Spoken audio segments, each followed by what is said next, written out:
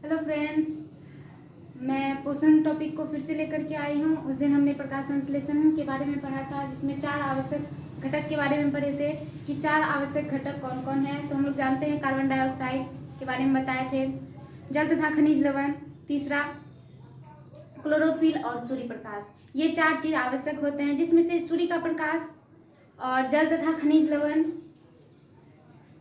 और एक नाम आता था क्या, क्लोरोफिल। ये सभी चीज़ों में जैसे कि सबसे पहले तो घटक के बारे में देख लेते हैं कि घटक 4 आवश्यक थे। सूर्य प्रकाश किस चीज़ के लिए, तो प्रकाश संश्लेषण के लिए 4 घटक आवश्यक थे। दूसरा कार्बन डाइऑक्साइड गैस, दूसरा क्या, कार्बन डाइऑक्साइड गैस। उसके बाद जल तथा खनिज लवण, जल तथा खनिज लवण, ये 4 चीज आवश्यक थे। और चौथा चीज था क्लोरोफिल। चौथा चीज क्या था, क्लोरोफिल।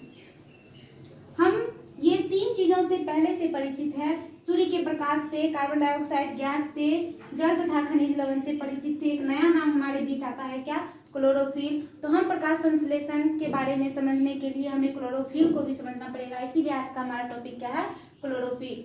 क्लोरोफिल अब ये होते हैं हमारे पत्तियों में ही मौजूद, क्योंकि हमने प्रकाश संश्लेषण की परिभाषा में ही देखा था कि क्लोरोफिल की सहायता से अपना भोजन संश्लेषित कर पाता है। तो क्लोरोफिल, सबसे बड़ी बात है कि क्लोरोफिल पेड़ पौधों के पत्तियों में ही पाए जाते हैं। पेड़ पौधों के पत्तियों में ही पाए जाते हैं। ये मान लेते हैं कि यह एक पौधा या वृक्ष का पत्ता है, यह एक पौधा या वृक्ष का पत्ता है। इसी पत्ते में इस पत्ते में काफी छोटे छोटे छिद्र मौजूद होते हैं। इस पत्ते में छोटे छोटे छिद्र मौजूद होते हैं। आप देख रहे हैं कि मैं जो बिंदु बिंदु का निशान लगा रही हूँ, ये उसका छिद्र है। इस पत्ते में छोटे छोटे छिद्र होते हैं, जिसका नाम है स्टोमाटा। यानी यहाँ से भी पॉइंट पूछता है, पत्तों में उपस्थित छोटे छोटे छिद्र क्या कहलाते हैं, तो स्टोमाटा। और इसी छिद्रों के द्वारा ये पौधा बाहर से कौन सा गैस लेता है, CO2 गैस लेता है और ऑक्सीजन गैस को बाहर निकाल देता है। प्रकाश संश्लेषण की प्रक्रिया के बाद वो जो ऑक्सीजन गैस निकालता है, इसी छिद्र की सहायता से, जिस छिद्र का नाम क्या था, स्टोमाटा। स्टोमाटा से वो कार्बन डाइऑक्साइड गैस ले भी रहा है और छोड़ भी रहा है। तो ये स्टोमाटा है कहाँ, तो पत्तियों में ही छिद्र बनकर है। तो इसी पत्तियों में ये तो छिद्र था, छिद्र के द्वारा वो आवागमन कर रहा है वायु का। कभी कार्बन डाइऑक्साइड छोड़ता है और कभी ऑक्सीजन, कार्बन डाइऑक्साइड लेता है तो कभी ऑक्सीजन छोड़ता है। इसी पत्ती में बहुत सारे अन्य चीज भी है, क्लोरोफिल। अब समझते हैं क्लोरोफिल। मान लेते हैं ये जो पत्ती है, ये तो स्टोमाटा हम लोग बना चुके थे। अब बनाते हैं कि इस पत्ती में मान लीजिए कि हम एक संरचना बना रहे हैं। इस पत्ती के अंदर एक सबसे पहली जो संरचना होती है वो होती है पेलिसेड। उस पेलिसेड के अंदर अनेकों क्लोरोप्लास्ट होते हैं। तो ये मान लीजिए क्या है, क्लोरोप्लास्ट। सबसे पहले ये पत्ती है, ये हमारा क्या है, पत्ती है, पेड़ पौधा का पत्ती है। उस पत्ती के अंदर में ये जो पहला परत आप देख रहे हैं, गोल सा निशान, इस तरह का जो निशान, ये संरचना क्या है, पेलिसेड। पत्तियों का ये जो गोला सा संरचना है, ये क्या है, पेलिसेड है। और इस पेलिसेड के अंदर में अनेकों हजारों मात्रा में ये क्लोरोप्लास्ट भरे होते हैं। इसमें क्या भरे होते हैं, क्लोरोप्लास्ट भरे होते हैं। और उस क्लोरोप्लास्ट, तो यहाँ भी इस पत्ती के अंदर क्या है, ये पेलिसेड हुआ। ये जो गोल वाला भाग देख रहे हैं, ये क्या हो गया, क्लोरोप्लास्ट।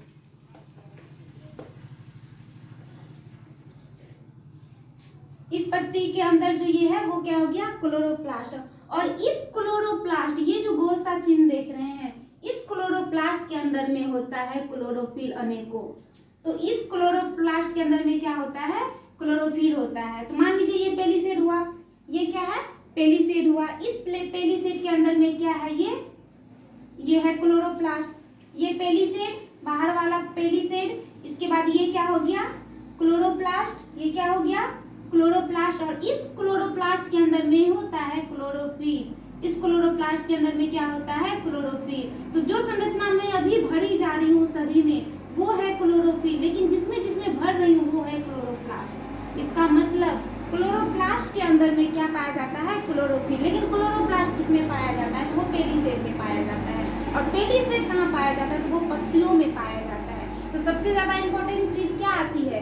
पत्ती। अगर पत्ती नहीं होता तो पेलिसेड नहीं होता, पेलिसेड नहीं होता तो क्लोरोप्लास्ट नहीं होता, क्लोरोप्लास्ट नहीं होता तो क्लोरोफिल नहीं होता, और अगर क्लोरोफिल नहीं होता तो पेड़ पौधा अपना भोजन नहीं बना पाता।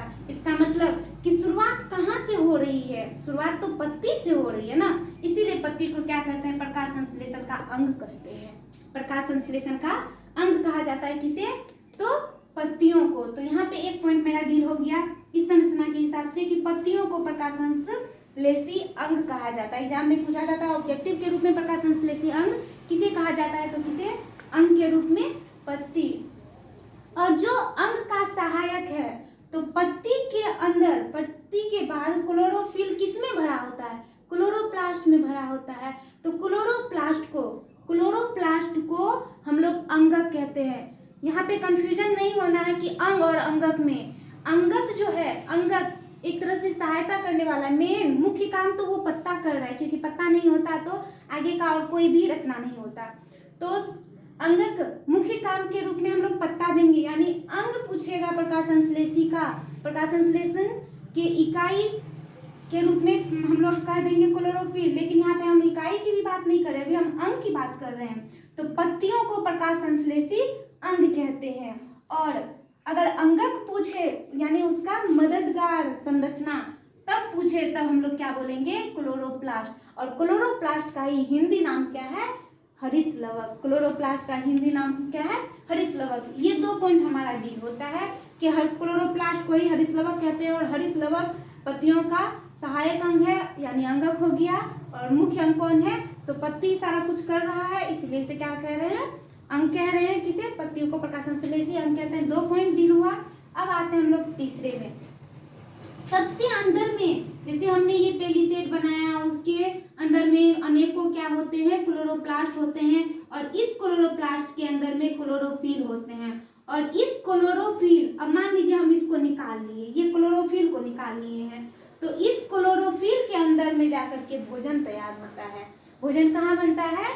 क्लोरोफिल के अंदर में। और क्लोरोफिल के अंदर में, जैसे मान लीजिए हम लोग भी खाना बनाते हैं, भोजन बनाते हैं, तो आप जिस जगह पे खाना बनाते हैं, रोज के रोज जिस रूम में खाना बनाते हैं, उस रूम का एक नाम तो जरूर है। कौन सा? रसोई घर। तो उसी तरह से ये जो संरचना देख रहे हैं पत्ती में, उस पत्ती में अंततः जाकर के भोजन बन कहाँ रहा है? किस जगह पर भोजन बन रहा है? तो भोजन बन रहा है क्लोरोफिल में, जो किसमें होता है? जो क्लोरोप्लास्ट में होता है। लेकिन क्लोरोफिल में जाकर के भोजन बन रहा है अंतिम रूप से, इसीलिए क्लोरोफिल को पौधों का क्या कहा जाता है? रसोई घर। भोजन तो हर जगह से गुजर रहा है बनने के लिए, कार्बन डाइऑक्साइड गैस जितना भी चारों चीज आ रहा है वो पौधे के हर भाग से गुजर रहा है, लेकिन भोजन कोई नहीं बना रहा है। भोजन कहाँ जाके बने रहा है? तो क्लोरोफिल में बन रहा है। इसीलिए तो जिस जगह पे खाना बनता है उसे रसोई घर कहते हैं, इसीलिए क्लोरोफिल को क्या कहते हैं? रसोई घर कहते हैं। इसका मतलब कि पेड़ पौधा अपना भोजन कहाँ संश्लेषित करता है? तो क्लोरोफिल में। इसीलिए पूछा जाएगा कि पौधे का रसोई घर किसे कहा जाता है? तो क्लोरोफिल को कहा जाता है। नेक्स्ट पॉइंट भी डील हो गया। अब अगला देखते हैं। क्लोरोफिल क्लोरोप्लास्ट में पाया जाता है, ये बात हम पहले ही बता दिए। हमने बताया कि ये पेलिसेड है, उस पेलिसेड में अनेकों क्या भरे होते हैं? क्लोरोप्लास्ट भरे होते हैं। ये पेलिसेड, ये क्लोरोप्लास्ट, और उस क्लोरोप्लास्ट में क्या है? क्लोरोफिल है। और इसी क्लोरोफिल में क्या बनता है? भोजन बनता है। तो आखिर ये क्लोरोफिल है किसमें? तो इसमें ना। तो इसका नाम हमने क्या बताया? क्लोरोप्लास्ट। तो वही लिखे हैं कि क्लोरोफिल कहाँ पाया जाता है? तो क्लोरोप्लास्ट में। तो ये भी पूछा जा सकता है कि क्लोरोफिल कहाँ होता है? तो क्लोरोप्लास्ट में होता है। अब आते हैं क्लोरोफिल। फिर अगला पॉइंट है क्लोरोफिल में मैग्नीशियम, Mg संकेत है, और ये इसका नाम है मैग्नीशियम। क्लोरोफिल में मैग्नीशियम नामक एक धातु पाया जाता है।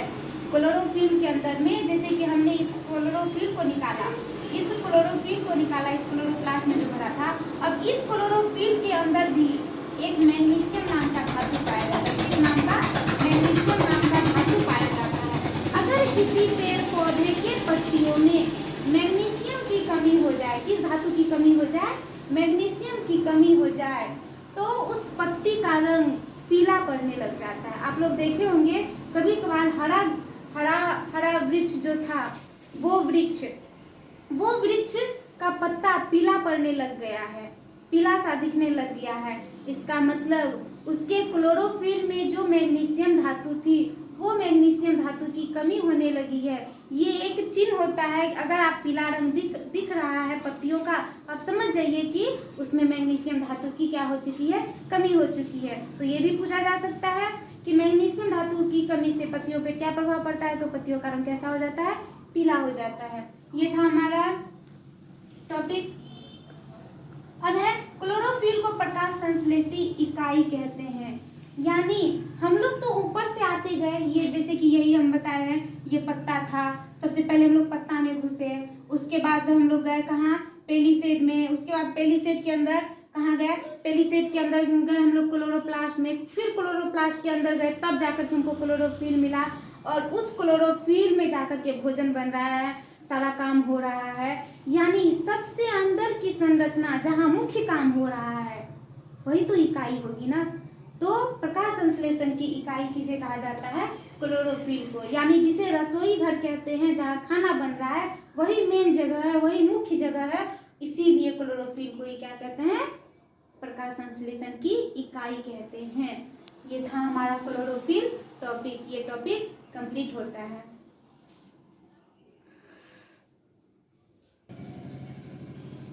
तो हमारा क्लोरोफिल टॉपिक यही खत्म होता है। अगर आप लोगों को मेरे पढ़ाने का तरीका अच्छा लग रहा है, समझ में आ रहा है, तो आप इसे लाइक, सब्सक्राइब और शेयर ज़रूर करें। अगर बगल अगर में कोई 10th का बच्चा मिले तो उसे भी शेयर कर सकते हैं, ताकि उसको भी मदद मिले, ऑनलाइन पढ़ सके।